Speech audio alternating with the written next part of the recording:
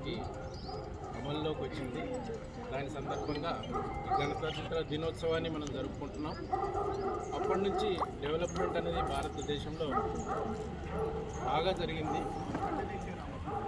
మీకు అందరికీ తెలుసు, రైల్వేస్ పరంగా కానీ, రోడ్స్ పరంగా కానీ, విమానయాన పరంగా కానీ, షిప్ యార్డ్స్ వలన కానీ, కమ్యూనికేషన్స్ వ్యవస్థ వలన కానీ బాగా అభివృద్ధి జరిగింది. దాంట్లో నో డౌట్. కాకపోతే అభివృద్ధి వలన కూడా మనకి నెగిటివ్స్ కూడా కొన్ని ఆస్పెక్ట్స్ వలన. అంటే ఇప్పుడు మనం అప్పుడు పాతకాలంలో కొన్ని సంవత్సరాలు పట్టేది ఒక కంట్రీ నుండి ఇంకో కంట్రీకి వెళ్ళడానికి, నెలలు కూడా పట్టేది. పెద్ద షిప్పుల్లో కానీ ట్రావెల్ చేసుకునే వాళ్ళు. ఇప్పుడు ఏరోప్లేన్స్ వచ్చినాయి, కొన్ని గంటల్లోనే మనం ఆ యొక్క దేశాలకు మనం వెళ్ళగలుగుతున్నాము.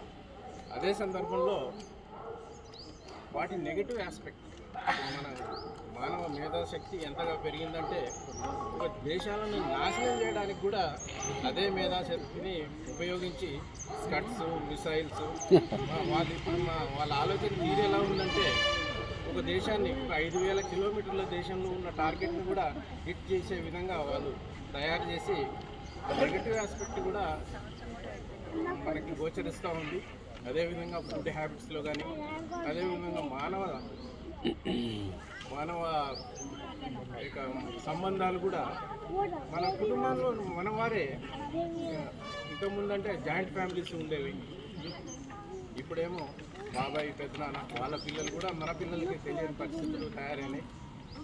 మేబీ ఈ యొక్క ల్యాండ్స్ రేట్స్ పెరగడం వల్ల కావచ్చు, కోర్టు కేసులు అధికంగా అయినాయి. ఆ సంతోషం అనేది ఇప్పుడు లేదు. మేబీ కన్వీనియన్స్ ఉండొచ్చు, కాకపోతే ఆ సంతోషం అనేది అప్పటి కాలంలో ఉండే సంతోషం ఇప్పుడు లేదు. అప్పుడు మనకి ఒక ఉత్తరం, మన స్నేహితుడితో ఉత్తరం రాసి పంపిస్తే అది 12 రోజులు చేరేది. ఇది మన మొబైల్ మన పాకెట్లో ఉండి డైరెక్ట్ మాట్లాడుతున్నాం దేశాల్లో కూడా. బట్ ఆ హ్యాపీనెస్ అనేది లేదు. గ్రీటింగ్స్ అప్పుడు మనం పంపేవారు, పోస్టులో పంపిన 20 రోజులకి చేస్తే వాటి చూసుకొని చాలా ఆనందించేవాడు. కానీ ఇప్పుడు మనం అట్లా వచ్చిన మెసేజ్ని ఇప్పుడు ట్రాన్స్ఫర్ చేస్తున్నాం మనకే తెలియకుండా, వితౌట్ ఎనీ మీనింగ్. సో ఆ సంతోషం లేని పరిస్థితులు అనేది. అదేవిధంగా సివిక్ సెన్స్ కూడా మనలో లోపిస్తుంది. మనకేంటి, మన పక్కవాడి ప్లాట్లో చెత్త వేస్తే మనకేంటి, మనం బాగుండాలి అనే తత్వం కూడా తయారైంది. సో డెవలప్మెంట్కి పాయింట్కి అదర్ సైడ్ ఉన్న విధంగా ఈ సివిక్ సెన్స్ కూడా మనలో లోపిస్తుంది. వీటినన్నింటినీ మనం మెరుగుపరుచుకోవాలి.